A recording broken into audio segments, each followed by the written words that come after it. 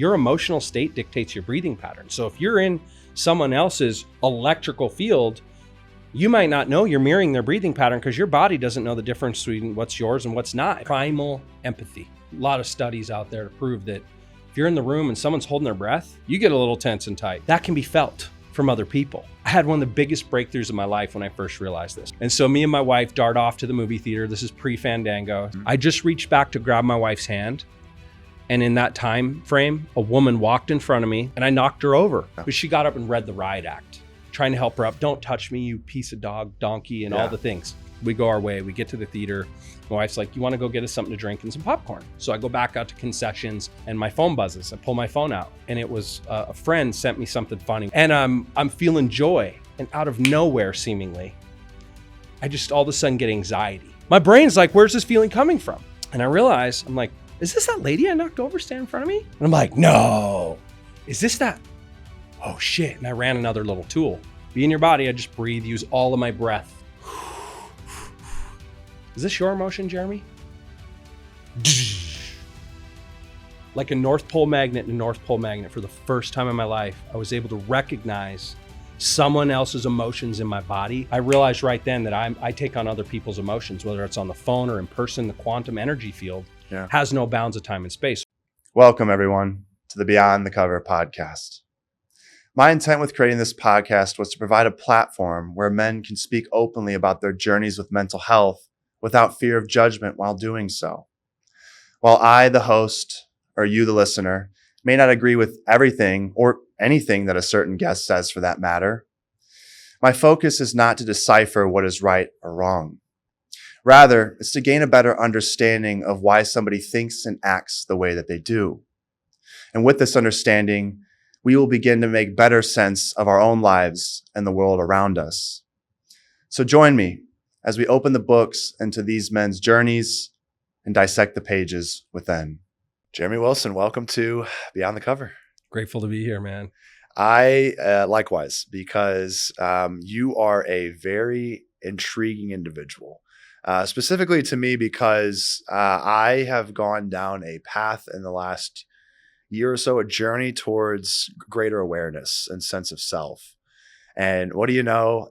That is a big staple of who you are and what you do. So on the cover, I would say like a life coach, but I want to go deeper than that, because I think sometimes that can have a negative connotation and also won't encapsulate fully what you do. And we're going to dive into that and go deeper. So I pulled this from your IG bio. You talk about how money, love, and purpose, I help you create more of it with proven methods and soul science. My friend, to start this all off, what is soul science? It sounds great, but like, what is that to you? What does that mean? Because I mean, a lot of people hear that. What is that? What the hell is that? What the hell is that? Yeah. So although I have worked with all sorts of people, mainly business people, to create more money, that's easy, right? Once you realize that to create more money, you got to know how to communicate and create relationships. It forces you to have a study of the self. Know thyself. Okay. And so soul science, there's a couple ways we could spin it, but it's really just a study of the unseen electrical influences that affect human behavior. Just like our voice can't see it, it reaches your ear, but it causes you to feel and understand. And in a similar way, what is an energy, right? And so to me, it doesn't matter if you believe in spirit or soul. Science has proven that we're all transmitting this electrical toroidal energy field. When you hold your breath, that energy field shrinks. You take a deep breath in, it expands, and it has influence over our environment, inanimate objects, but most importantly, socially, it has an influence over yourself and others. And so soul science is the study of our electrical and all of the facets connected to our human behavior, and especially in dynamics as it relates to making money, experiencing more self-worth, higher self-image, that then reflects back in your relationships and being connected to a purpose. Yeah. Right. You don't hang your soul up when you go to work. And it really is that electrical energy. HeartMath. I don't know if you've heard of HeartMath Institute. I have not, no. HeartMath Institute has some of the most dynamic, well-studied facts around how this energy field influences and affects us. And so You can buy this little meter you put on your ear called an inner balance heart math meter. And in real time, it'll show your HRV, your coherence levels. What's HRV? HRV, heart rate variability. Oh, okay. But coherence is where it's at. Can I explain what coherence is? Please, yes. So they've proven, right? Aura. It sounds like a cute, cheesy term. Oh, dude's got an aura, right? You feel someone's vibe, their riz, their Riz. I was gonna say it's Riz, right? I've got teenage kids. We have the older. This is we call it aura.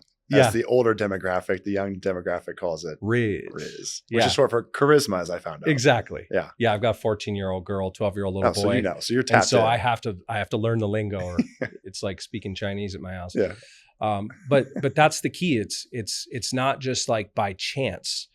We are transmitting this aura, this electrical field that you can't see with your eyes. But if you put on a different set of lenses, you would see that we're transferring energy all the time. And so the study of coherence, your head is sending a signal, your heart is sending the majority signal of your auric field. And when the signal here matches the signal here, it's called coherence. Just like when you listen to a song and a note's off. Yeah. No one needed to teach you anything about music theory for you to know something's off. That's an incoherent sound. Oh, that's a good point. Yeah. In a similar way, through self-guidance, or when you know something's true or not true, it's coherence. So when the signal of your brain, that conscious state of thought, matches the state of your heart, it creates a coherent field. That field expands even wider. So you want to experience it right now? You want to feel some coherence? Yeah. So anyone that's listening, I teach a lot of various methods and frameworks. Okay. And rather than explain things, it's better to experience things. Wouldn't you agree? Yeah. So to start Are you going to hypnotise me? No hypnotism. Okay. Although I do have some hypnotic language at times. I don't want to like come out of it all of a sudden. No. I'm like, he's got shoes. It's super simple. You'll feel it. And if you close your eyes, you feel it more dramatically. Okay. So first you got to center yourself, ground yourself. I always tell people, use your inner voice. Hello, hello, hello. Earth to Clayton, earth to me. Hello. Okay, I'm here. Be in your body now. Be in your body. There's more intelligence in your body than there is in your head. And I'm going to ask you a question. I want you to think of a one-word answer, but I want you to notice how the answer comes from your heart, goes up to your head agrees, and says, yes, this is the answer. You ready? Mm-hmm. What is more important than right now? Nothing. I'm going to ask again because that's the correct answer, and everyone comes to the correct answer. Feel how that energy travels up from somewhere near your stomach, up the vagus nerve, past your heart, through the heart, and up to the head, where your head's like, yeah, that's the answer, but it comes from internal intelligence. What is more important than this moment?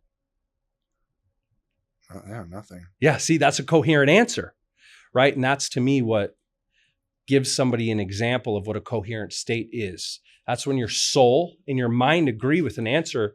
We call that truth. Well, what was really cool about it was the answer came to me faster than I said it. I just took a beat to see if anything else came up.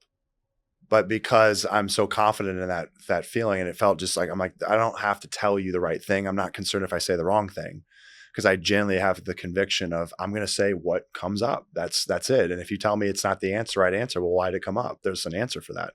Right. But it just was an alignment. It was just like right away, nothing. And there was nothing else that was infiltrating. I gave it a pause, a beat, just to see if something else popped up. And it was just like, no, it's like, it's because I think what happened is I gave it a beat, and it was basically my brain going, we sure? Is that true? Are we sure? Yeah. So that's where and it was like, yeah, no, absolutely. I'm not going to send anything else up. Like, that's literally it. Yeah. And that's the truth. Our body's intelligence. There's a lot of coaches that talk about mindset, and I agree mindset's important. Yeah. But whether you're a pro athlete or a high performer in any world of life, what matters more? Yeah. That you're in a flow state. You're not up here thinking, looking for answers. Your body tells you where to go. Yeah. Our instincts are wired to scan our environment to avoid death, dismemberment, and danger. Yeah. And when you can actually be present in the only thing that does exist now, now you can navigate from the wholeness of your soul. So presence is how you flow. That's how step one. If somebody said that's step one. Okay. So if someone says, I want to be in a flow state, I want to know what that feels like, the first thing they have to do is be present. Correct. And then what's step two? Step two. So I always start with presence, and then I go to empathy. Okay. Right. Because although we seem separate, we're sharing an energy field. We're exchanging energy with the sun and the earth all day, every day. Can I go back real quick? I want to tie a pretty bow on this. When you talked about that test that you put on your ear, will it show you a visual image of like the vibration or frequency of like the brain and the heart? Like, can you visually see in real time? And in Wow. fact, so the question I asked you, what's more important than right now? If I put that note on your ear, the moment that answer finds you, if you're not coherent, it spikes you into coherence. If you're already in coherence and you just keep asking that question, it increases your awareness that all that exists is the eternal, infinite present moment. So you can see it in real time. When they came out with these devices, they were a couple grand. Now it's like $200. You can have a little device you hook up on your phone, hooks up through Bluetooth, and you have real-time biofeedback in front of you.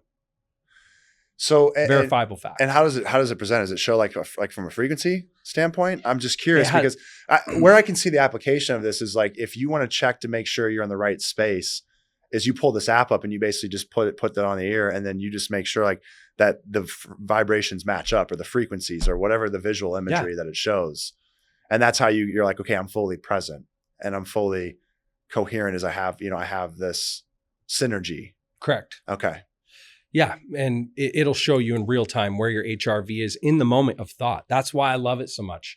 The brain gets to witness how every thought affects your beingness, right? And the rule is be, do, have. Okay. And so flow state, whatever you're doing depends on how connected to the present moment you're being in your doing. Yeah. And you have evidence of that in real time. I love that. I love that. There's the science, though, where we're going. I didn't even know that existed, and so that's news to me. So I know I cut you off, and I wanted just to understand that exists and how it operates. But so level 2 is to go to place of empathy. Yeah, and there's a couple different layers of this, and I want to preface this, right? Because there's a lot of people that teach coaching mindset or manifestation techniques. And it's like, be in a state of gratitude, right? Bob Proctor, I am so glad now that be in the state of gratitude. But the truth is, you don't have to be in a state of gratitude when you recognize the only thing that exists is right now. When you realize how temporal our reality is, and you realize that there's just now, the more you practice what's more important than right now and redirect your own focus to that, you just start to appreciate what is, even from a place of pain. You can be in a challenge. You're like, I'm alive. I'm here. Yeah. Right. And I have plenty of stories that led me to that, but it is presence connected to gratitude. And what they teach with Heart Math Inner Balance Meter, that's how to move to coherence. Focus on the feeling of your chest. Imagine someone you really love that you're grateful for, and get used to feeling that, like riding a bike. Get used to the feeling of gratitude. And for me, even though they don't teach the question I just asked you, what's more important than right now moves me into the truth. There is nothing else. However, have you ever been around someone that has a bad vibe and you just want to get out of the room? Absolutely. 1,000%. A lot of humans, probably 80% of humans, have different types of empathy, right? There's 3 different core types of empathy. I study human design, gene keys, and our genetic circuitry of how we're wired, which is a whole nother conversation. And what you find is we have 9 areas in the body where our nerves collect, right? Okay. We have 33 vertebrae we're all born with. Some of them fuse. Sitting nicely between them is 32 central nerves that transfer all sorts of electrical energy through our sensory system. And of those 9 areas where the nerves collect, 3 of them are empathy centers. And each person has a unique combination of centers that are open, available, receiving energy from their environment, or transmitting. I happen to have all 3 open. The Ajna center, it's the strongest. It's like past, present, future. Sometimes I'm driving down the highway and I just catch eyes with someone going the opposite direction. I feel like I can taste their life. Do you know what I'm talking about? Everyone's experienced that at some point. The muscular structure of their face, you're like, you can taste their life. Well, what I find interesting is that I feel moments of empathy, but a couple things that I want to just be clear on or understand. So there's 3 centers, but not everyone's are active, or they are activated differently. Okay, so everyone has the potential or ability to activate them. But they'll activate at different times.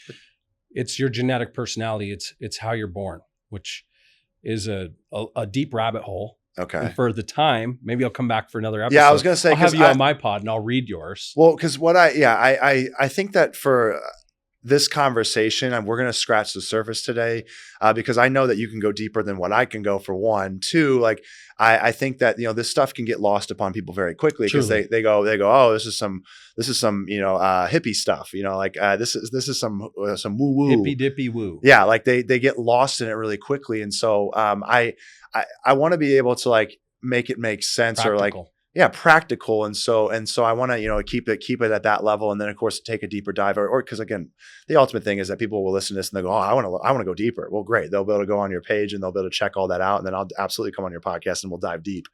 But I still want to try to be able to keep this as close to having like someone that has that can have a baseline sense of emotional maturity, like, but not one that has like this 10 levels above that went extremely deep, right? Like so that people can get captivated. Yeah, let's start at the bottom. Yeah, right. I like to be head in the clouds, feet on the ground. So let's start with eyes and feet forward from here. Okay. So let's start at the base. Okay. Primal empathy. Okay. Every dog has primal empathy. They mirror breathing patterns. It's been proven that we have mirror neurons. A lot of studies out there to prove that if you're in the room and someone's holding their breath, you get a little tense and tight, no matter whether you have any of those centers open or not. Yeah. And so what is our natural mechanism when we're presented with fear, whether conscious or subconscious fear? Yeah. Fight, flight, freeze, fawn. Yeah. So fight, filling my oxygen levels, ready to go. And if I saw you doing that in a room, I would start to feel a little unease. Like, why is this guy huffing and puffing? Yeah. So I would start to get anxiety myself and get that tenseness. Flight, same thing. Oh, I'm about to dart. Freeze though. That's most people's mechanism. They become a deer or a lamb. And the freeze is the most common response. And you know what? What happens if right now you go to the restroom and your buddy's waiting around the corner and he jumps out to scare you? And I'm peeing? You take it. No, just like you're walking down the hallway, okay. Right? Someone jumps out to spook you, play a prank. Yeah. You go, yeah. We take a deep breath and we freeze for a little millisecond. Yeah. That can be felt from other people. Yeah. And so it can remove you from your state of presence. If you're mirroring someone else's breath, and most people don't realize that's empathy 101. Splenic, primal empathy.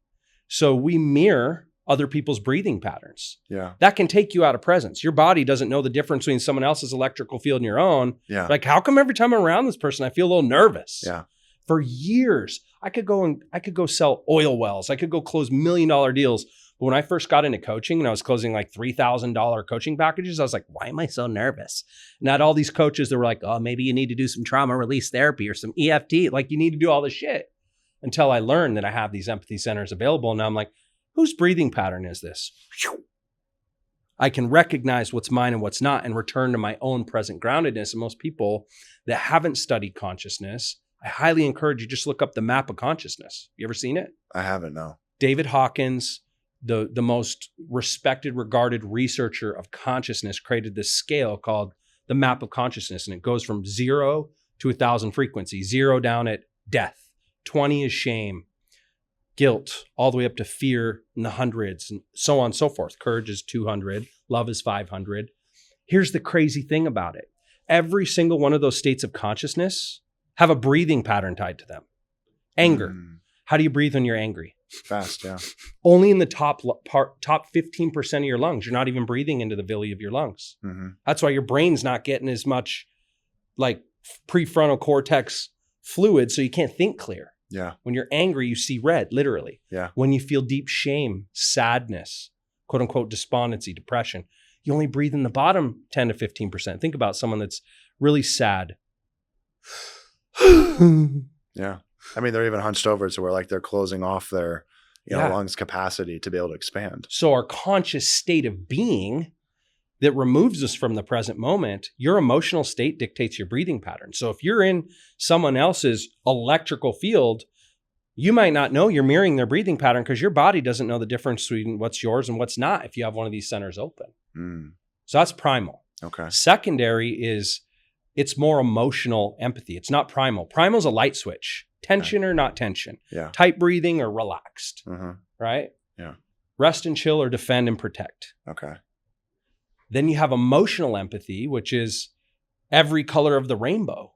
So you've probably seen one of these people, like They seem like a loose cannon, but as soon as someone's mad around them, they're like, oh, you want to be mad? Yeah. Right? Or someone's sad around them and they're like sadder. They amplify other people's emotions in their energy field. Yeah. Can I share a really short story? Absolutely. I had one of the biggest breakthroughs of my life when I first realized this. I had been studying psychic abilities and intuition, all sorts of woo-woo shit on top of all of my business mentoring and coaching. And it was a Saturday when my kids were just babies. We had a babysitter. And have you ever decided to go see a movie last minute? You're like, let's go see a movie. Yeah. And you look, you're like, we'll just miss the previews. Yeah. Yeah. And so me and my wife dart off to the movie theater. This is pre-Fandango. It's like, 12 years ago. 13 years ago. This is up in Missoula, Montana. We get to the theater and it's packed. You got to buy your tickets at the door, stand in line, get our tickets. And then we get through and the concessions is just packed. The movie theater's packed full of people. Have you ever walked through a crowd with someone where you're leading the way and you reach back to grab their hand to pull them through the crowd with you? Mm-hmm. I just reached back to grab my wife's hand. And in that time frame, a woman walked in front of me, this big, bitter woman, and I knocked her over unintentionally. I'm trying to move through the crowd with some brisk movement, and she knocked over, fell to the ground, frail. And I felt horrible for it for a moment, but she got up and read the riot act. Just you piece of all the things. Yeah. And then wouldn't lay off. I was like, I apologize. Wasn't my intention. I hope you're okay. Are you okay? Yeah. Trying to help her up. Don't touch me, you piece of donkey, and all the things. So finally I was like, I hope you can enjoy your movie. I apologize. We go our way. We get to the theater. My wife's like, you want to go get us something to drink and some popcorn? So I go back out to concessions, standing in concessions, looking up at the wall, decide, all right, I'm going to get the water, a popcorn, and that's about it. And my phone buzzes. I pull my phone out and it was a friend sent me something funny. We had a mutual client. It was like some ad visuals for her ad campaign. And she was like a clean food eating expert. And instead of clean food, her brand, which I'll spare for here, it said clean food Kush. And so instead of her surrounded by all these clean foods in the ad, she was surrounded by marijuana. Yeah. And she's a very conservative, Utah-raised Mormon girl. Okay. It was freaking funny. I'm like, send that to the joint thread. I'm laughing out loud. He sends it. She's like giving us crap in the thread. I'm still giggling. I put my phone back in my pocket after a minute. You ever had one of those moments where something's so funny, you're still just kind of, you just keep laughing. I'm standing there in line, just laughing to myself. Yeah. And I'm feeling joy. And out of nowhere, seemingly, I just all of a sudden get anxiety. And I'll never forget this. Every listener, and I'm sure you've had one of those moments where you're just, life's good, and all of a sudden you get anxiety for no reason. Yeah. Right? Did I forget someone? I grab my phone. I'm like looking at my calendar immediately. Who did I forget? Did I miss something? Then I'm looking at my text. Who did I forget to respond to? Yeah. Then I'm texting our babysitter. Did I leave the garage door open? You're trying to figure out where this feeling. My brain's like, where's this feeling coming from? Yeah. And I found a few things real quickly, all in a matter of 20 seconds. Bop, bop, bop, bop, bop. And I throw my phone back in my pocket and I realize, I'm like, is this that lady I knocked over standing in front of me? Nah, no way. And I go to look and she turns her whole body. And I go to look this way, she turns her whole body. And I'm like, no, is this that? Oh shit. And I ran another little tool.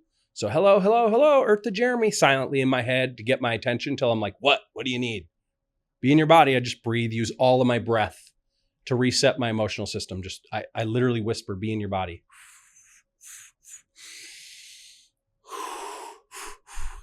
Is this your emotion, Jaramy? Like a North Pole magnet and a North Pole magnet, for the first time in my life, I was able to recognize someone else's emotions in my body. And it was like whiskers in a cat somehow inside me, pulled out of me. And I was like, no way. Is this your emotion? No, it's not. And like, I had tears rolling down my face because it was a massive breakthrough, because I had been struggling with nervousness in the world of coaching, but I could go and run corporate teams of 400, 500 people like a badass. Yeah. But like, I'm a little intimidating when, I'm a well-spoken dude trying to get you to change your life and make a life decision, invest $10,000 a month to work with me as a mentor. Yeah. I realized right then that I take on other people's emotions, whether it's on the phone or in person. The quantum energy field has no bounds of time and space. So I wanted to share that story because a lot of people don't recognize what's theirs and not theirs. And you need a question to direct your focus. Is this your emotion, Clayton? Mm-hmm. It's powerful, right? Yeah, it's it's discerning between, yeah. And then not only it's like, is it mine? And if it is it coming from a place of consciousness or subconscious? Correct. And so there's what I find fascinating and picking up from your story is like, she was in front of you, but you weren't aware that she was, but from a pure proximity standpoint, her vibrational field was in close proximity to yours. And so you were feeling that energy. And that's where, but then the second that you brought mindfulness into the equation and said, why am I feeling this way? As opposed to most people that just go, oh, I feel crappy today. I'm going to go, I guess, sit on the couch and turn on a show and eat some comfort foods because they're trying to get a dopamine spike to basically counteract the cortisol release that they're feeling. And so they're playing with their emotions, but they're not fixing the problem. They're trying to basically just distract themselves from the problem. And so when you step back and you go, why is it that I feel this way? That's what blew the doors open for me in the last year. As I've gone on my journey, it's realizing that, wait, I can actually, there's a reason for everything. So I don't need to just accept the fact that I feel this way and just go, oh, I guess today's going to be a bad day because I woke up and I just feel down. It's like, well, why? And I started to realize that it's like, well, I guess, yesterday, I went to bed 2 hours later. So my biological clock is off as far as my sleep-wake cycle. I also ate terribly yesterday. I had pizza, I had a couple drinks. And so like now internally, like my cause and effect. Yeah. And so I go, well, that's why. And the second that I said that, I go, okay, I'm now going to give myself permission to kind of feel this way. Not as in I'm going to give myself grace and say, well, hey, last night you stayed up late, you had some drinks, you ate some pizza. Okay. At least you know why you feel the way you feel. So then I didn't have to like go throughout the rest of the day and be like, oh, this sucks. Like, I don't know why I feel the way I feel. It's like, I now know. And taking the unknown and making it known gives you peace and gives you, comfortability. And then so now as I wake up, I go, okay, I feel this way. Why do I feel this way? I do a daily check-in. And I journal, after I get back from the gym, because a lot of times I'm like, let me go to the gym and work out. I'm going to get a dopamine spike. And if I still feel crappy after that point, then it's like, then there's something here that's substantial. If I can't work it out, then there's something that I need to really dive into. So then I go to my journal after I come back from the gym and I write in it and it's like, okay, I can figure out what's going on. And then, because again, I realize that not every day can be a great day, but also in order to, I don't want every day to be a peak day. I need to have valley days. Because I would never appreciate the peaks if every day was a peak day. So it's like, I understand that it's like, I have to have that balance. And so that's where I came to I'm like, as long as I can understand where I'm at and why I'm there. Okay. Some days are going to be tough days. Why are they tough? I got it. I see why they're tough. Okay. Now let me go on with this day. And what can I learn in this moment of adversity or this moment of pain? Because there's a lesson here as well. And eventually when I get to that peak place, I'll be like, oh, this feels so great. Because 2 months ago, man, remember when you were in that moment, you were just struggling? And that's going to make me appreciate that present moment that much more because I have an anchor point of a painful moment in the past. And so it's like now all of a sudden I get a greater appreciation because I'm reflecting upon a negative moment. So when I'm presently experiencing that negative moment, I just tell myself, this will have a silver lining. There will be a positive moment that will come from this. If you harvest the lesson, yeah, you don't have to repeat the same pain. Yeah. If you remember the lesson. Yeah. Yeah, absolutely. Yeah. And so that's and having the empathy aspect is allows you to be able to relate and connect to people, which makes you feel less alone, which makes you feel more just connected with the people around you, which I think our souls crave. We want to feel in harmony. And we do this by trying to physically appear similar to other people. So we already have a natural connection to those that look like us, and so our body, like subconsciously, we're already being pulled towards similar frequencies and vibrations. I found that one of my closest friends that I met this guy about 5 months ago. And what we connected on? It wasn't even verbal. It was physical appearance. I was talking to his friend and he's standing next to him. And I noticed that he had earrings and a mullet. And I was like, that's my guy. And so I start striking up a conversation with him. And lo and behold, we have all these common interests. And I start talking to him more in the coming days. And he loves mindfulness. And he's really big into a mental health journey right now and consciousness. And I was like, but it's no accident that you look the way that you look and that we both have earrings and a mullet. Like, because people that have earrings and a mullet probably might have something in common. They happen to find that physical appearance to be of interest to them. And so they put that out to the universe and they attract that directly back. And I thought that was just super cool. I was like, who would have thought? I mean, but again, that was like, we're emitting out something physically. Like we put ourselves out there, the clothes we wear, but like that connects us to others. 100%. And so when people, it's another form of empathy, technically. Okay. See, that's why I was wondering, because I'm like, I am projecting this energy out here and you can see it. You can see the clothes I wear. And so this is going to attract somebody that's like, they're into style and fashion. Oh, he's wearing denim on denim. And so I'm pulling that energy that's meant for me. And it's like, because I get the whole like vibrational frequencies and stuff. People are like, whoa, you're losing me now. Right. And that's why earlier on when I told you, I asked about that earpiece, it's like, I'm like, can you see it? Because a lot of times people have to see it. They're like, whoa, you're telling me. That's what I love about it. It's real time. It's like, it's right here. Biofeedback. Yeah. When I think this way, it goes here and I feel this way. Yeah. When I think this way, it goes here and I feel amazing. Yeah. Then when you're not wearing it, you start to recognize that you have influence and control over it. So now you don't need to check in with it. You can feel it at this exactly. point. Because what you're doing is checks and balances. You'll feel something. You'll be like, let me see if this is actually what I'm feeling. In fact, when you journal with it, yeah, minds think. In fact, can I give you a journal prompt for listeners? Yeah. If you use this, it's even more profound because you can see coherence. So minds think, bodies feel, souls know, right? So you can literally sit down and journal and go, before now, I thought I wanted, and let it flow through you. Mm-hmm. Before now, I felt what mattered to me. Before now, I knew my path was. What I think now is, what I'm really feeling drawn toward is, what I know is meant to serve me and others with my purpose. Like you can start to shift. Your mind's always trying to lead you away from discomfort, away from dismemberment and death. Mm-hmm.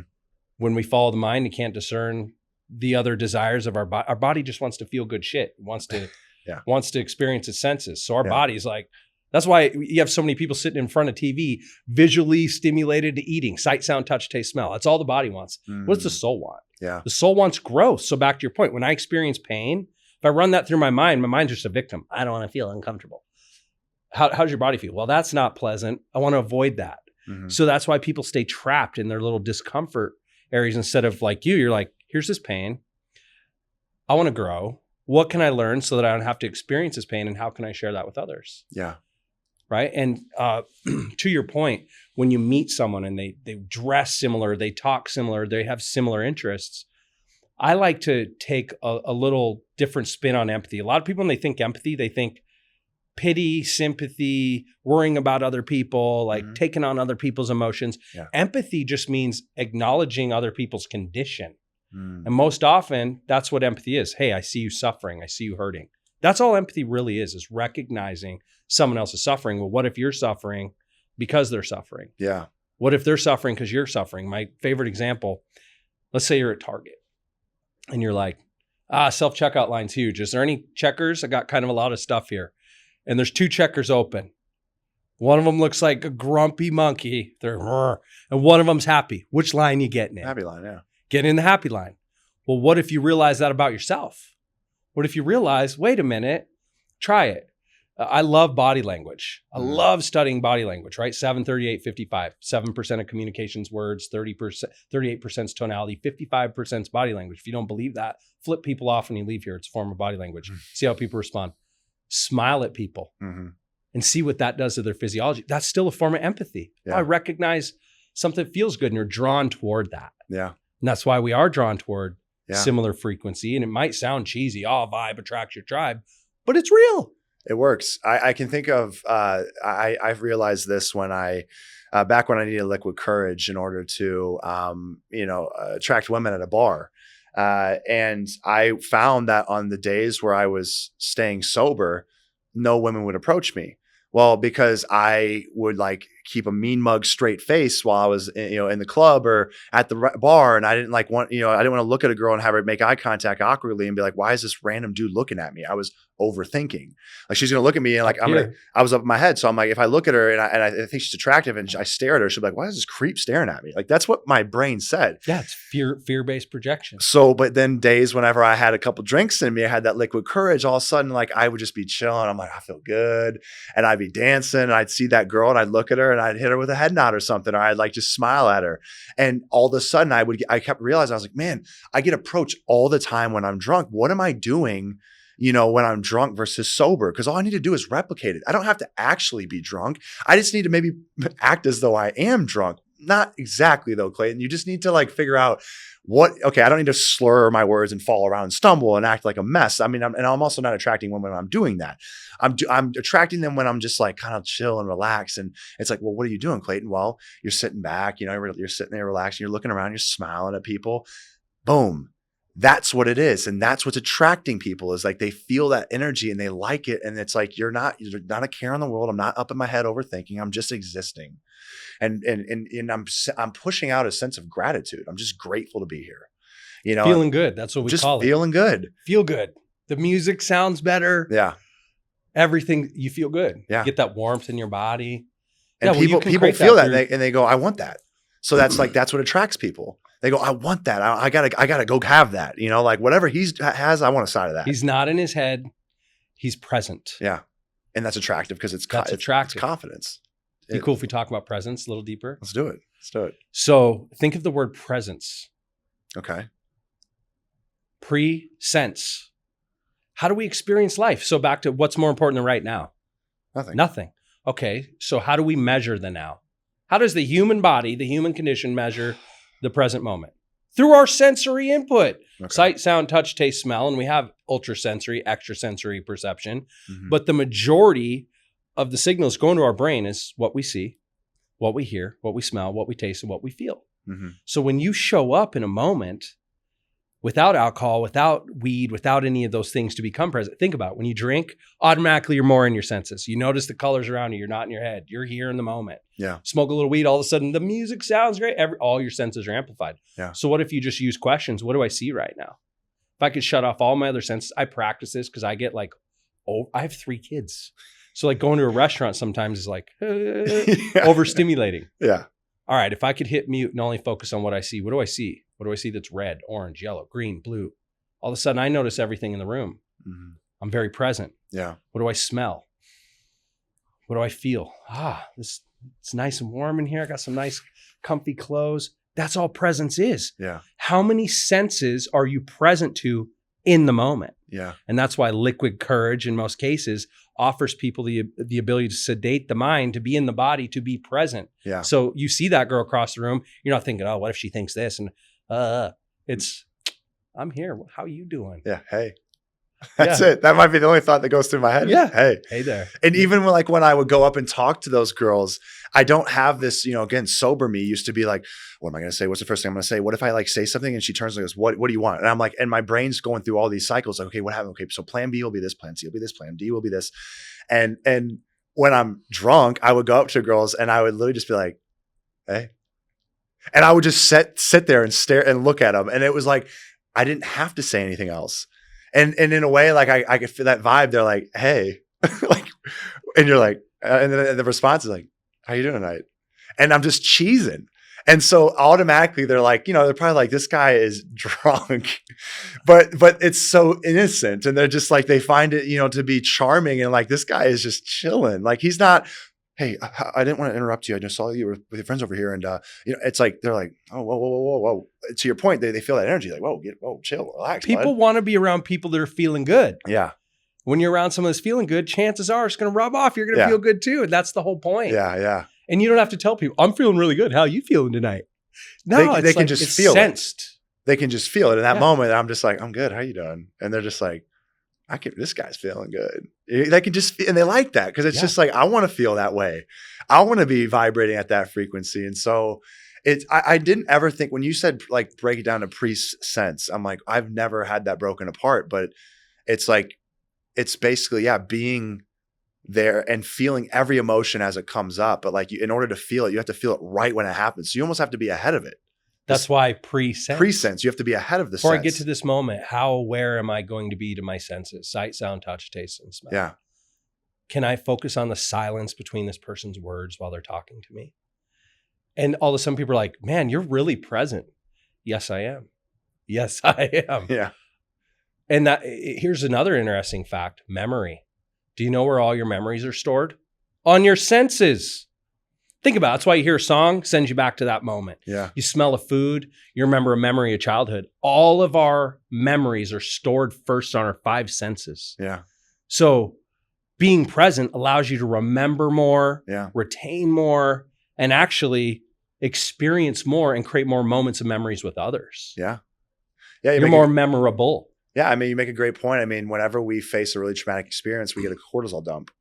But that ingrains in our mind. That's why we don't forget those moments. You know, those moments where we faced a terrible amount of trauma, we were abused physically, mentally, heightened awareness. You know, and so whenever we think of that moment, it comes back and it presents as anxiety. You know, at a later point. You know, it's like why we carry this trauma. It's because it's in the body. Correct. You know, but we can feel it. It's like I may have been made fun of and had body dysmorphia because for a lot of reasons. But it's like I remember when I took my shirt off in front of, a bunch of girls in 8th grade, and I had all my friends take their shirts off when we were all standing in a line at a house. And it's like, and I already got that feeling. I got that pit in my stomach where they will go down line, they're oohing and on, and they go, Clayton, flex. And I was like, I am. They all started laughing and they all run off and, and like that. And everyone kept carrying on with that night. But like that stabbed me deeply.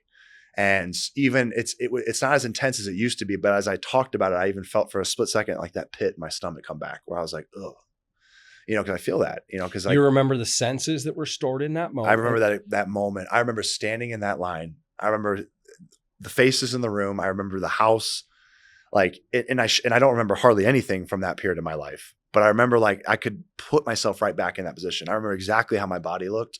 I remember the areas of my body that I didn't like.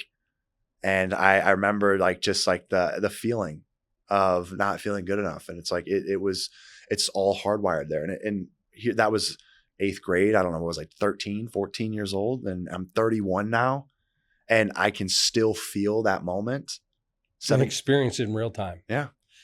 It's because of our evolutionary biology, right? We're wired when pain and danger show up, and it's no longer lions, tigers, bears, social status in the real world is a thing. Yeah. That was a moment of status that was painful, that caused your self-image to feel less than other people or whatever. We store that, so back to journaling, so that we can remember it and not repeat it. Yeah. That's why our body's like, wait, we better store this moment so we don't have to experience this again. Next time this pattern shows up and we're in a similar environment, remember this so you choose differently. Yes. Or prepare so that next time you're in that moment, your senses are different. Yes. You feel different, you look different, you sound different. And you create the outcome that you want, which is not maybe life or death anymore like it used to be, where there's, it was a fight for life or death. I mean, we didn't have, these security systems and these gates and these places to go home and have a roof over our head. It's like you were exposed to the elements. You might have a bear walk into your cave, way, way back in the day with that from an evolutionary standpoint. So it was a matter of life or death. Like you have a lapse of judgment, you're out, you're taken out. And so, now it's, I think our brains are still catching up to, because things are so rapidly advancing into society today, but we still have, it's not a matter of life or death, but it can feel that way. Correct.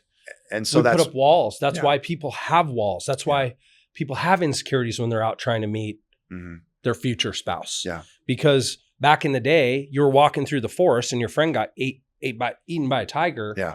And you remember that. Yeah. And you put a fence around the village. You're like, wait a minute, we're not safe. Yes. And you sit by the campfire sharpening a spear to go through the forest tomorrow. Yeah. And that's the thing. You have that trauma and you're like, oh my gosh, what if that happens again? And I have to feel that way so that we can achieve the outcome we desire. And I guess the response to that trauma, how great that trauma is, dictates how large of a response you create. So Absolutely. that's where, again, I find that a lot of people that have went through very, very traumatic experiences, that's where they experience the most growth.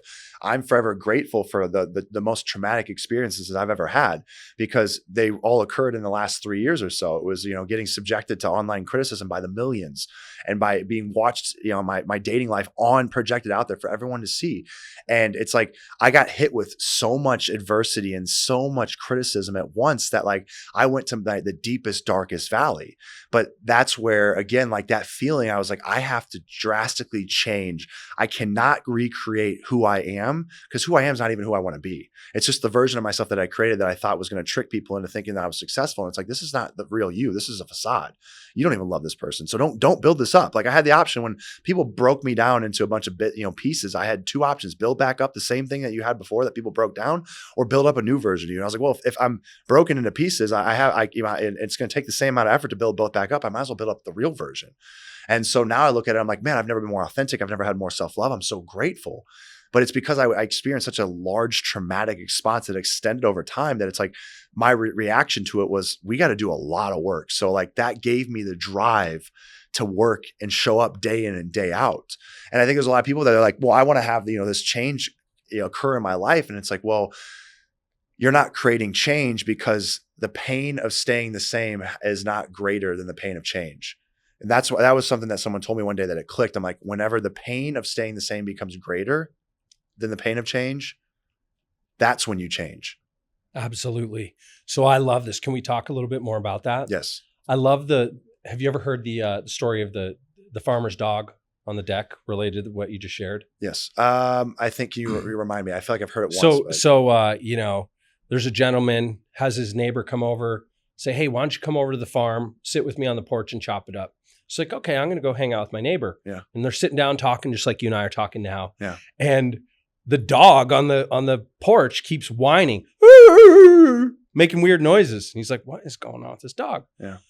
And it happens a few times. And finally he's like, what's wrong with your dog? Is he okay? Like, why does he keep whining like that? Oh, don't worry. There's a nail sticking out of the porch there. And when he lays on it just right and it hurts bad enough, he'll get up and move. Until the pain of staying the same becomes greater than the pain of change, we will not change. Yeah. And the reason I love this so much, dude, thank you for bringing this up, because a lot of people, it's easy to see. You're a healthy guy. You're fit. If you want to grow your bicep, how do you grow your bicep? Work. You go in the gym and what do? You make your bicep hurt. Yeah. If you want your bicep to, time under tension. Pain. You're right. Micro tears is when you're building muscle, you're creating micro tears. You're time under tension, traumatizing your muscle. And the person that has the highest pain tolerant has the biggest bicep, right? Yeah. Yeah, because they're able to take it to an extent that someone else goes, no, I'm not going to do one more rep. That hurts. Or the other person's like, yeah, I can do it. My body can hold up. My muscle's not going to tear. And so they go that extra rep or two. So what if the same is true for every other facet? That's our physical. It's obvious. If I want to grow my physical muscle, I have to apply physical pain to grow the muscle and to develop strength. That's what a muscle is. It is literally a physical representation of strength, our endurance, our resilience, our fortitude to that pain. What about mentally? Same thing. Eventually, you're like, man, I can't live this way anymore.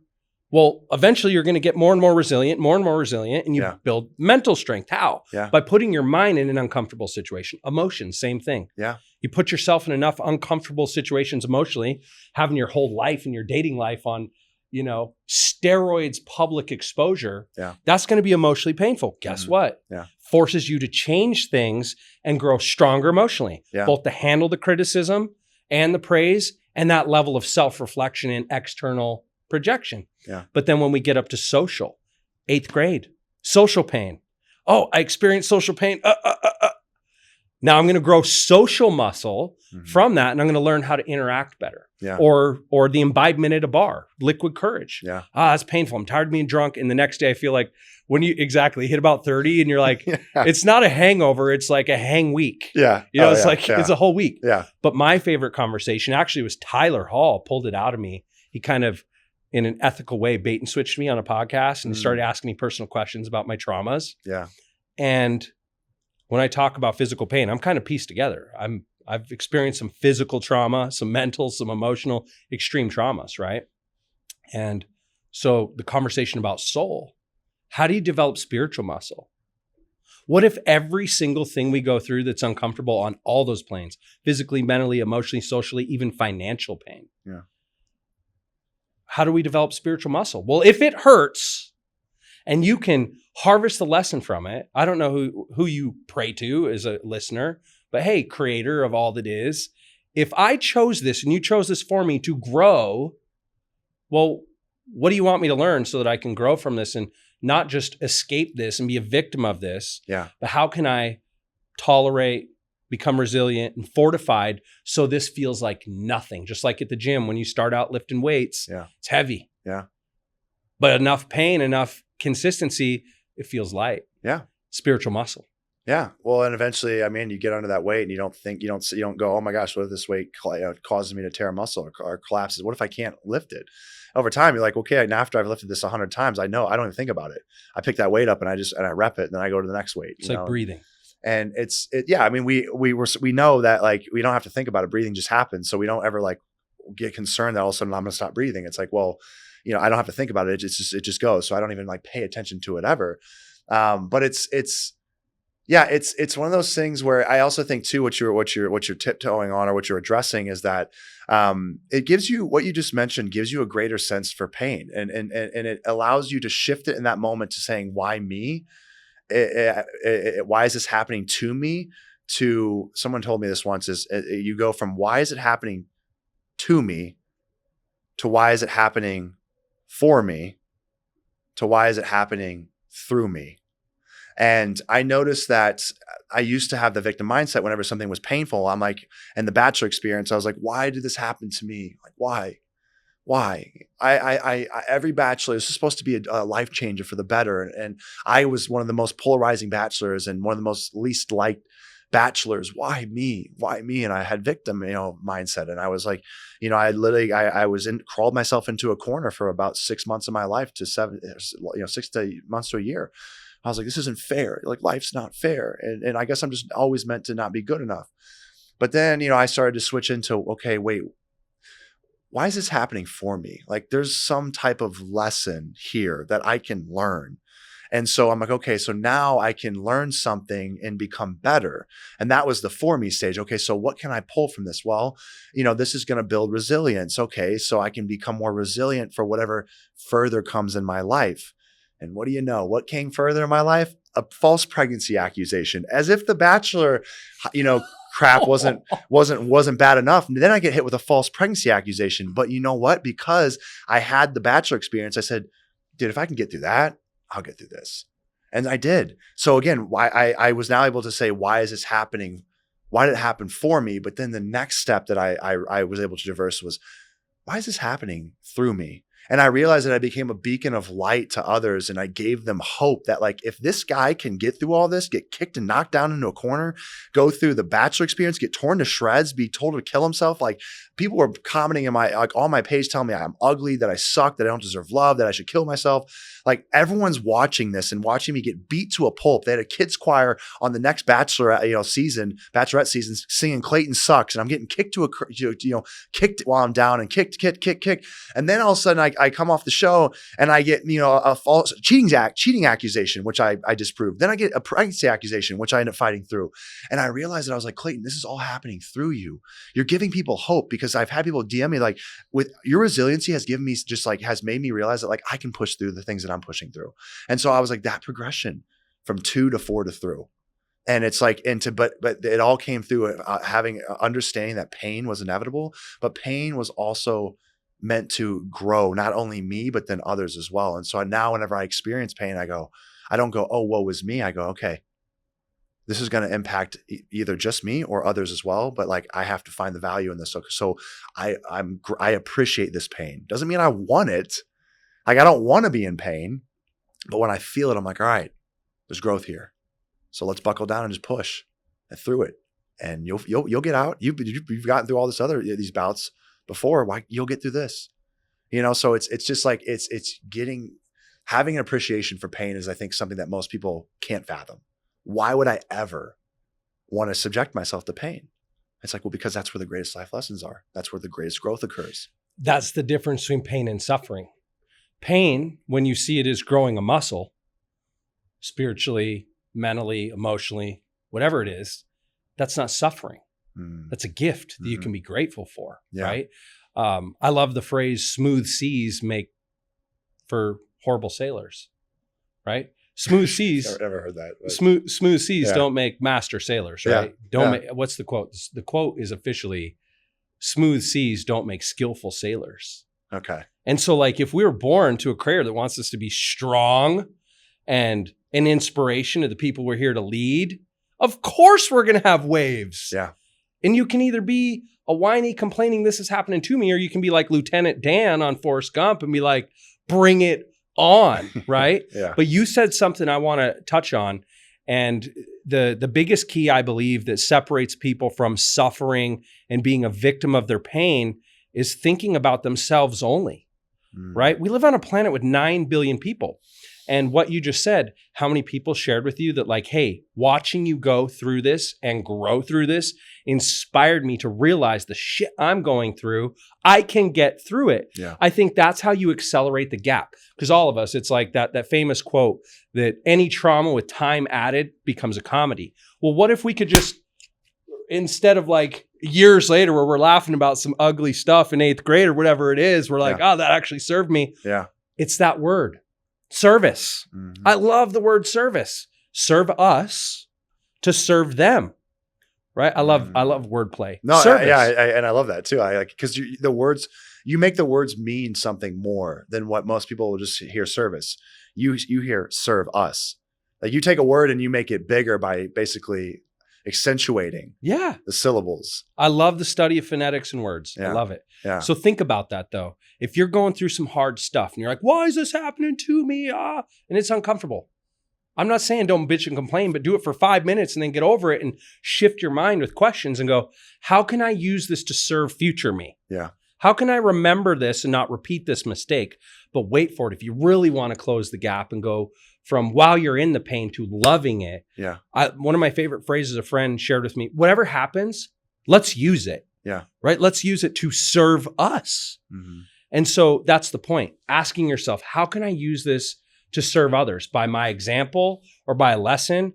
If I'm heading up a trail that looks like the easiest trail to climb a mountain and I step on a nail and it goes through my foot and I look down, there's nails everywhere. I'm headed back to the parking lot. I'm going to be like, guys, see this pain? Don't go that way. Stay away from that trail. In fact, go that way to serve us. If we use our pain to prevent our future self or others from experiencing that pain, we're bringing more light to the world as a result of experiencing a little darkness. And so all darkness leads back to the light, which sounds cheesy, like I'm some preacher from the pulpit, but it's real. It's like real. You can utilize your pain to deliver power. And oftentimes for me, there's pain in my life that my brain's still like, I don't know how this serves me, but my pain's been able to help other people. And so I really honestly don't care. I'm like, I went through this and it's helped thousands of other people not go through this. I went through this and got through this and it's helping other people just like you. I think that's the whole game, is if you look at pain as a way to harvest power, spiritual muscle, you start heading toward that discomfort, heading toward that pain. It's fact. Oh man, I you know what I really like and what I can feel is like your energy is you really are in a service mindset. You know, you and I think that's why you're perfectly aligned with your work. It's like you're serving others. You know, you're and by as a byproduct, like you serve yourself, but you have this focus of how can I get this person into a mindset of abundance to where they can grow and find their true selves and be able to blow the top off of what it is they're wanting to do. You're pouring into really dissecting their mind, but again, your passion is about like I'm helping others through my own shared experiences and my knowledge and power, but I'm focused on the individual. And what I find to be really interesting is like I've noticed it a couple times, and I want to highlight one of the ways that you've done this in this podcast, and also highlight the way that it made me feel. You've asked me multiple times before just diving into something. You've said, "May I talk about this? Can I go there?" And you're basically asking for permission. You don't need it. But what's interesting is that you're basically asking me, and I am feeling seen because you're like, I don't want to go down this path. Let me like, hey, like, can I go down and talk about presence? Can we go there? And the answer is yes. And you probably likely were like, you know that in a way, you're like, I don't have to ask this question. I could just go there. It's a podcast. He has me on here. I could just go talk about it. But the interesting part about it, and I don't know like if you've probably already like learned this, but you're just doing it out of a service mindset. You're just like, I want to make sure that he wants to go there with me. Because if I said no, you'd be like, okay. You probably, I know in my heart that you'd be like, okay. Maybe you'd be like, well, what can I ask you? Why not? Or why you don't want to? Or you just be like, you might even just probably be like, okay, we don't have to. We can go down this path and you move on. I just find it really interesting because again, like the way it made me feel, I felt really very seen in that moment. And it made me feel more connected where I was like, wow, this guy genuinely only wants to take this conversation wherever I feel comfortable taking it. And then as I was saying, hey, I want to, my audience, I want to make this, take this, and it's like, we can go super high level, but like, I also want to be able to make it so it's accessible to many. And you're like, all right, well, let's go to the ground. Let's go to grassroots. Let's go to the foundation. Right. Like, and through all of this, it made me just feel like this guy gets it, and he hears me and he sees me and he understands. So I just want to highlight that, because again, I think it's so powerful that like, that could have just been missed, but I start picking up on that through our conversation. And I'm like, this is incredible. Like, because he's genuinely just like, you are genuinely just wanting people to feel good. And by you by them feeling good, you feel good. So you realize that you're like, I'll feel good as long as they feel good. I don't have to be selfish and like, and try to take from people. It's not about that. You realize that you're like, if I just give and give and get people like to feel awesome, like I will feel awesome. And then it no longer becomes about like, oh, you're just trying to take what are your services charged? It's like, listen, dude, like at the end of the day, if you don't want to pay this, that, or whatever, don't.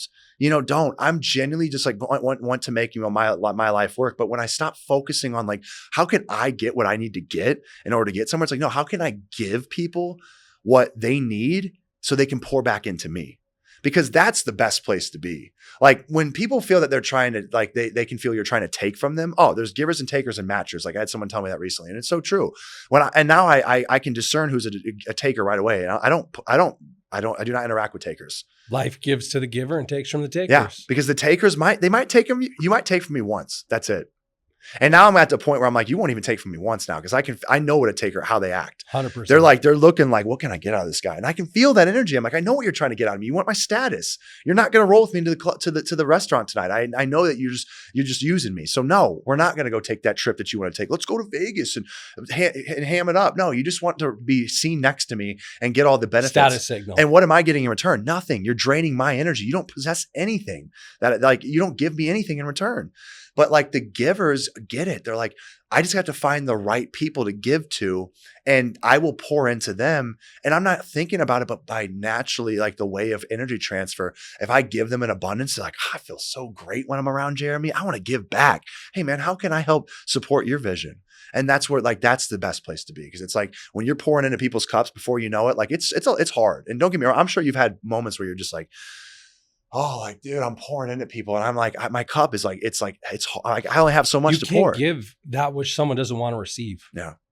And that's why I always seek consent. In the world of business, you have to get the opt-in before you send the email. Yeah. Right? Otherwise, I delete your email. Yeah. Yeah. In the world of dating, consent really matters these days. Yeah. Right? Are you sure? Are you sure? Yeah. Are you sure? That's a definite yes. You can sign this contract. Yeah. Right? It gets a little crazy the further up you get, but it means a lot to me that you notice that, because one of my little life slogans, I've never left a conversation without saying shine on, because we are literally light vehicles living in a meat sack, but it's give everything, leave nothing, right? And if you just give without expectation of reciprocity, the universe rewards you. Yeah. Right? It's just a fact. Yeah. Right? And I look at energy that way. Think about this, like go back to physical. If you work out every day for 2 weeks, at the end of 2 weeks, what level of energy do you have? By giving and expending all that energy, then in 2 weeks, what energy do you have? More. Yeah. If you lay on your couch for 2 weeks and you give nothing, what energy do you have at the end of 2 weeks? Less. None. Yeah. And that's the whole point. It is the parable of talents. If you read the Bible, it's the law of reciprocity. If you study spirituality in any level, I truly believe if you just give everything to those that are willing to receive it, all will be added to you. Zig Ziglar said it really good, right? Like if you want your dreams to come true, just help everyone else's dreams come true. Yeah. And it's why, even though I talk a lot about spirituality and soul, I'm so freaking passionate about entrepreneurship. What is entrepreneurship?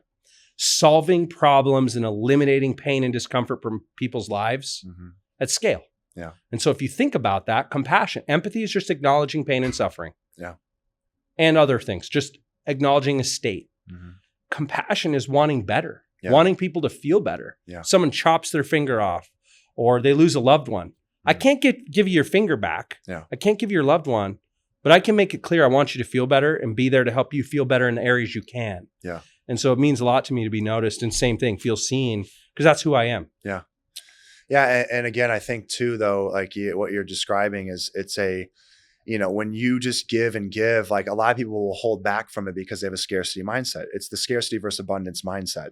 And I found that the people at the top of their craft, when I was in the NFL, these guys had an abundance mindset. I had a teammate right when I made the team. He was a tight end. He was technically my competition. That's the way I saw him. And so right when I make the team, he like within the first day, I'm sitting in the meeting room and he's like, "Yo, Clayton, like, pumped to have you on the team, dude." He's like, "If you want, let me know. Happy to run through the playbook with you. Like, you can come by the house. I'll sit down with you. I'll teach you everything I know." And I remember just like being like, first I'm like, what? He's going to teach me all the wrong things. Cause he's going to lead me to a path where he looks higher in status. He's going to make me look stupid. So I can't trust him. But then I was like, oh, I appreciate that, man. And I just let it go. Cause at that point I wasn't ready to trust. And so I was like, no, he's trying to set me up. But then I got to know him over the coming days, and he was like, "Hey, like, you want to stick around and like throw passes and catch more, just get some more reps in so we can get better." And I was like, "Yeah, sure." And I'm like, "Why is this guy like, what's he doing? Like, he's trying to manipulate me." And eventually I realized, I was like, no, he really genuinely just wants like me to get better. And so I was like, "Hey," I was like, "Luke, I just want to say, man, like, I'm really impressed by your mindset. Like, I don't know why you're trying to help me. Like, technically I could knock you out off the roster." And he was like, "Yeah, you could, but he's like, but I need you to get better, because if the better you are, like the harder it's going to push me. Like, if you're not my competition, then like I can coast. But then whenever I bring you to my standard, I'm motivated to raise the standard. I have to elevate." And he's like, and at the end of the day, like, if you suck and all my competition around me sucks on this team, when I go play against the competition, like, I'm going to end up sucking because I'm not like elevating my standard. But if you guys are all pushing me every day where like I can't take a day off, because if I take a day off, you might pass me on the depth chart, then I have to like, I'm going to raise my standard. So whenever, if we have the best tight end group in the nation, then when all of a sudden we go and play on game day, like, these defensive players aren't going to be able to guard me because we're literally the best tight ends in the entire country. And honestly, at that point, when I played for the Seahawks, that was probably the best tight end group in the country, outside of maybe the Eagles, or sorry, not the Eagles, the Patriots. They had Gronk and Aaron Hernandez, which were just two stacked talent, like very talented dudes. Apparently, unfortunately, Aaron Hernandez had some mental things going on, but like, Seahawks were right there with Jimmy Graham, Luke Wilson. Like, they were stacked. They were a very talented roster. And so it made me realize, I was like, that was the first time that I ever saw an abundance mindset, was when I went to the NFL. It was like, hey, and if you do knock me out and I don't make this team, like, I'll go somewhere else. That was his mindset. He's like, I'll just go to another team. And he genuinely believed that. He's like, if you knock me off the roster, I'll just go somewhere else. And he's like, so do you want to come by the house and study the playbook? And you know what? I didn't take him up on it because I wasn't fully there yet. I always had a scarcity mindset of like, I can't give you food off my plate because then I won't have food. It's like, no, I'll go give you food off my plate because I'll go hunt for more. And I'll go bring back more food. And that's profound. That's the way that he operated. And that was when I first, that was a switch in my life from going to a scarcity to like entertaining an abundance mindset. I didn't take him up on it because I still wasn't trusting of him. I'm like, yeah, when you pour into people, like, they're going to just be like, oh, how can I help? And they'll give back, but you have to make that switch. And that was a conscious choice that I had to make. So I love this. And it's a great way to start transitioning to a close here. I've thought about this a lot. You don't have to be a cynical person because cynical people exist in the world. Mm. I too have been around a lot of celebrities, a lot of fame, a lot of musicians, all sorts of high status individuals. And someone makes friends with you, and 3 years later you make the intro and you never hear from them again. Mm-hmm. We're like, really? Yeah. Or someone comes in, for me, like, pirates content, commoditizes it, turns around, sells it as their own. Mm-hmm. Those kinds of things. Yeah. There's two sides of that world. You can use that as your evidence to close off more, or you can use that as your evidence to give more. Mm-hmm. And I want to share one more little story if I can. Absolutely. It's kind of a parable, and it's not tied to any specific religion, but I heard the story from my grandfather, even though he wasn't a highly religious person, because there was periods of life where I had liars in my life, or cheaters in my life, or thieves, people literally stealing. And it's a story about a preacher who he just gives his heart and soul every time he has a chance to serve. And so his church service on Sunday brings people from all miles. Mm-hmm. And this specific Sunday, he's given a barn burner of a sermon, standing room only. And the sermon ends, and the assembly notices that one of his altar boys was stealing from the wallets in the coat closet. And so they approach this preacher, and they're like, hey, you need to do something about this. Your sermon boy here stole while you're giving your sermon. And he's like, thank you for bringing that to my attention. The next week, even a bigger crowd. and he's got everyone captivated. He's got their full attention. And same thing happens. Sermon ends and they're like, hey, the altar boy went haywire. He stole from twice as many people as last week. You've got to do something about this. You got to kick him out of the church. You need to punish him. You need to create some kind of clear consequence. He's like, thank you for bringing this to my attention. And the next week it's even bigger. There's people standing outside just to listen. It's a huge crowd. Sermon ends and the entire assembly approaches this priest, this preacher. And they're like, we've had it. This is enough. He literally stole from almost everyone during the sermon. We brought it to you once. We brought it to you twice. And if you don't kick him out of this church, we're all leaving. And he said, then leave. Because if I have him leave, who will set the example and model and teach him? You clearly have those ethics, those morals and values. So your mission is complete. Go out in the world and share those values with the world. But if I kick him out, who will teach him? And this will trickle in later. You'll be thinking about this. This stuff has been in my brain for years because I've been around a lot of people that they are takers. Joe Polish, he wrote a book, Life Gives to the Giver and Takes from the Taker. And his recent book is called What's in It for Them. And if you literally show up as a pain detective and you just find out the pain in people's lives, and maybe they are the pain, maybe they are putting up a facade. They've built some wall around their real authentic self. Maybe they're a thief, a cheater, a liar, whatever that is. Rather than be like, I don't want that person in my life. Rather, hey, we don't align in values right now, but you have the characteristics and qualities to be a very honest person. All these things, you can set an example for a cynical person in a cynical world without becoming a cynic. Everyone has a purpose. Everybody at the point in their life that they are, everybody, no matter where they're at, can impact someone else that's on a similar wavelength. And that's the value in them, is like, hey, you might be cynical or have cynical tendencies, but you're going to be able to get through to someone else that's vibrating at that similar frequency right now. And you can still get to this place as well.